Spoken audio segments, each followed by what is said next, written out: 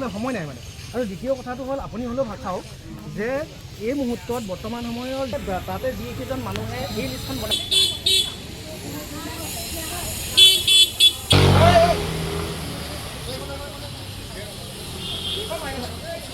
আজি আমি কৃষক মুক্তি সংগ্ৰাম সমিতিয়ে আজি যিসকল ভুক্তভোগীৰ নাম ইতিমধ্যে ভোটৰ লিষ্টৰ পৰা কৰ্তন কৰিছে সেইসকলে আহি আমি মুখ্য নিৰ্বাচনী বিষয়া কাৰ্যালয়ৰ সন্মুখত আজি প্ৰতিবাদ সাব্যস্ত কৰিব লগা হৈছে। আচলতে অসমৰ ভূমিপুত্ৰসকলে অসমৰ খিলঞ্জীয়া মানুহসকলে ইয়াতে ভোটাৰ সাব্যস্ত কৰি অহা মানুহসকলৰ নাম ইতিমধ্যে ভোটাৰ লিষ্টৰ পৰা কৰ্তন কৰিবৰ বাবে বিজেপিৰ আংগু পাংগু মানুহে ইতিমধ্যে BLOসকলক আৰু নিৰ্বাচনী কাৰ্যালয়ত তেওঁলোকে লিষ্ট দিছে। ইতিমধ্যে দেখা গৈছে যে শিৱসাগৰ সমষ্টিৰ ৰিৰিয়া ডিমৌমুখৰ 1 নম্বৰ ৱাৰ্ডৰ 109 জন মানুহ ইতিমধ্যে তেওঁলোকে নাম ভোটাৰ লিষ্টৰ পৰা কৰ্তন কৰিবৰ বাবে আবেদন দিছে।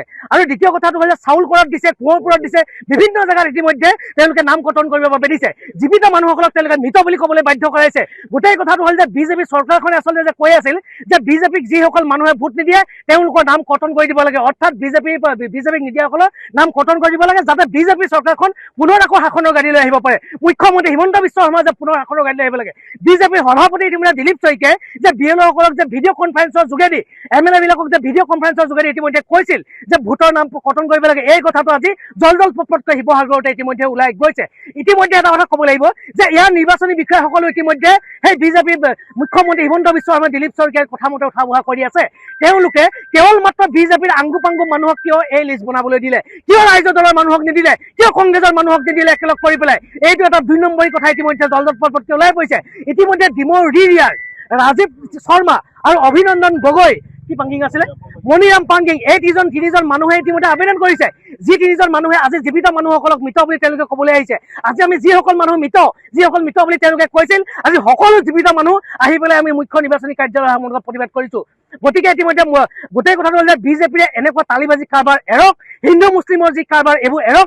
কেৱল মাত্ৰ এটা জাতিৰ ওপৰত এই বিজেপি চৰকাৰখনে টাৰ্গেট কিয় কৰিছে? শিৱসাগৰখন মুখ্যমন্ত্ৰীয়ে হিন্দু মুছলিমৰ ৰাজনীতিৰ নামনিত খেলক। শিৱসাগৰ ঐতিহ্যমণ্ডিত এটা সমষ্টি, ঐতিহ্যমণ্ডিত জিলা।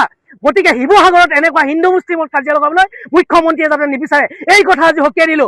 আৰু ইতিমধ্যে আজিৰ ভিতৰত আমি যিসকল মানুহ আহিছো যে ভোটাৰ লিষ্ট ইয়াত আমি নাম ইতিমধ্যে তৈয়াৰ কৰি দিম। যদি কেনেবাকৈ ইয়াত নাম নাই বুলি কৰ্তন যাবলৈ হয় তেনেহ'লে এই নিৰ্বাচনী কাৰ্যালয়ৰ সন্মুখত আমি পুনৰ প্ৰতিবাদ কৰিম।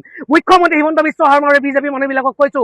আৰু এই বিজেপি যে আংগু পাংগু এই লিডাৰবিলাক গাঁৱৰ অলিগলি চিনি নোপোৱা লিডাৰবিলাকৰ ইতিমধ্যে আমি কৃষক আমি সকলো গাঁৱৰ ৰাইজ, খেতি কৰা ৰাইজ কৈ দিছো দেই, হালোৱা 4 ঘৰত সাজু হৈ আছে। বিজেপি লিডাৰ টিকাত কোবাই ৰঙা কৰি দিয়া হ'ব এই কথা কিন্তু ক'লো।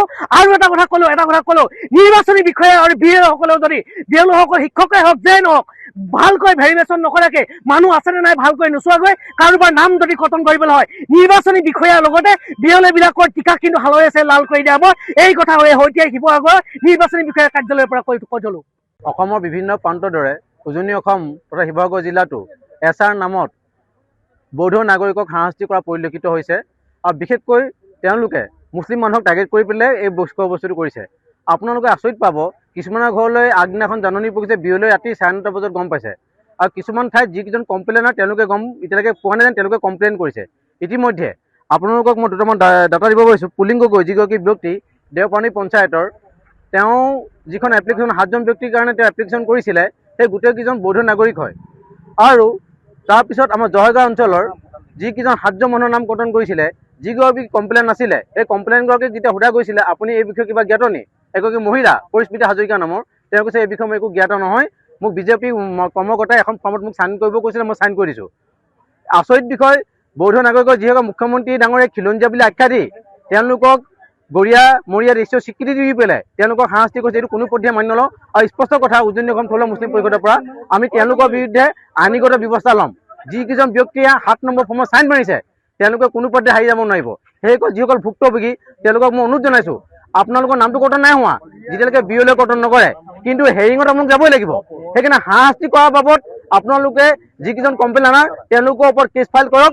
আৰু 7 নম্বৰ ফৰ্মখনৰ এটা ডাটা আছে, তেওঁ যেতিয়া চিগনেচাৰ মাৰিব সেই চিগনেচাৰত লিখা আছে মোৰ যিটো কমপ্লেইন দিছোঁ সেই কমপ্লেইনটো যদি কিবা ভুল হয় বা মই বিনা তথ্য দিছোঁ সেইজন ব্যক্তিৰ ওপৰত আইনী ব্যৱস্থা লোৱা হ'ব। তেওঁ নিজে স্বীকাৰ কৰিছে। সেইকাৰণে যিসকল ভুক্তভোগীয়ে তেওঁলোকক মই আইনী প্ৰক্ৰিয়া যাবলৈ অনুৰোধ কৰিছোঁ।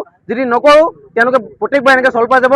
সম্পূৰ্ণ বিজেপি পৃষ্ঠপোষকতাত এই বস্তুটো হৈছে। আৰু উজনি অসম থলুৱা মুছলিম পৰিষদে এই বিষয়বস্তুটোৰ ওপৰত যদি মুখ্যমন্ত্ৰী ডাঙৰীয়া নিৰ্বাচন আয়োগে যদি চকু নাৰাখে আমি ইয়াৰ বিৰুদ্ধে জংগী আন্দোলন কৰিবলৈ বাধ্য হ'ম। যিকোনো খবৰৰ বাবে যোগাযোগ কৰক আমাৰ এই নম্বৰত 9181 307 221